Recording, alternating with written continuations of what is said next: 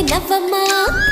తీయగా కొమ్మ ఒళ్ళో పున్నగ పువ్వలే నవ్వమ్మా హరి విల్లుగా నవ్వుతూ ఉంటే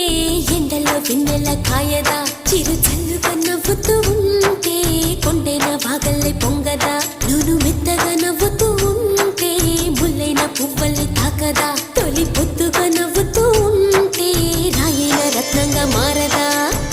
హాయిగా అమ్మ ఒళ్ళో చిన్నారి పాపల్లే నవ్వమ్మా తీయగా కొమ్మ ఒళ్ళో పున్నగ పువ్వలే నవ్వమ్మా